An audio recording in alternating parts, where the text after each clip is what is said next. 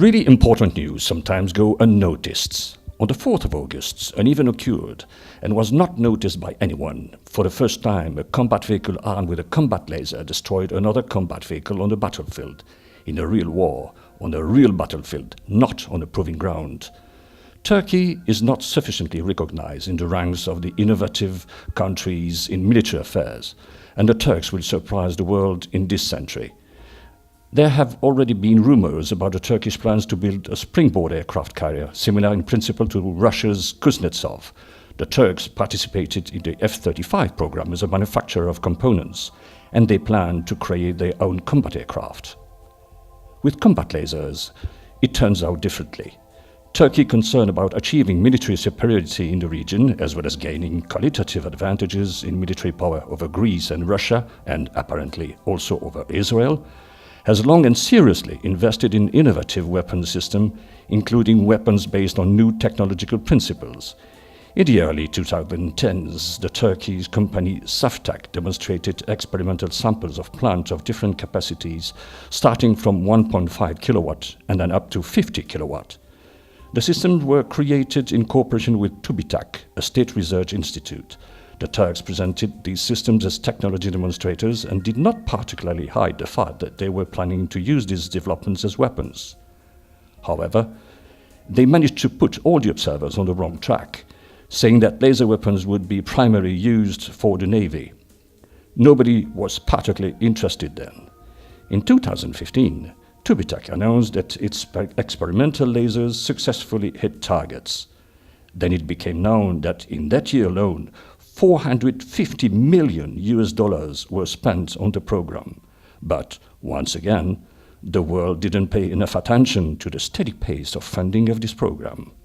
In the same year, it became known that the Aselsan Holding, the largest Turkish military industrial corporation, took the Turkish laser weapons program under its wing.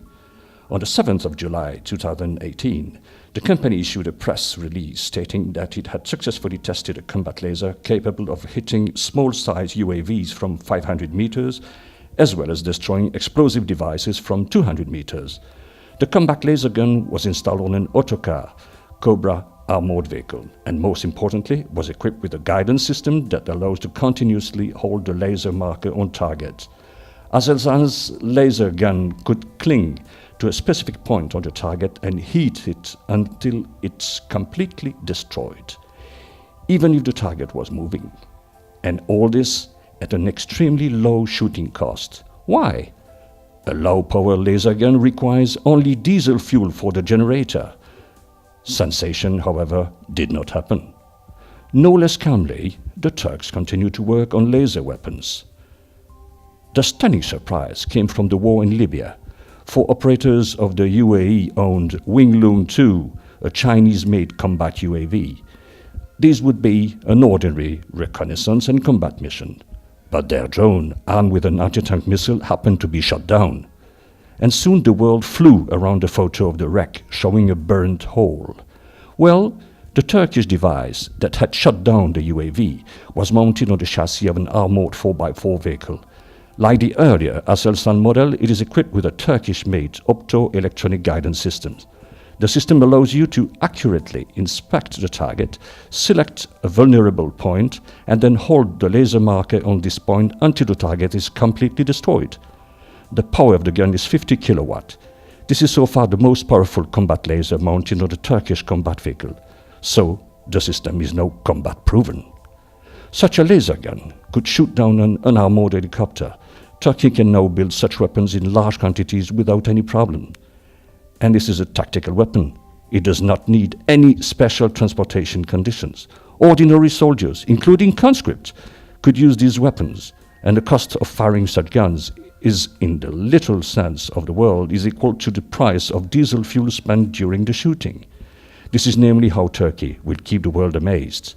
Both Russia and the United States are superior to the Turks in laser technology. China too, maybe. But ground-based combat vehicles with tactical-level lasers are not being built nor used in Russia or in the United States.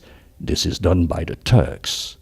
They will progress faster and faster with their combat experience. We all ought to keep an eye on Turkey.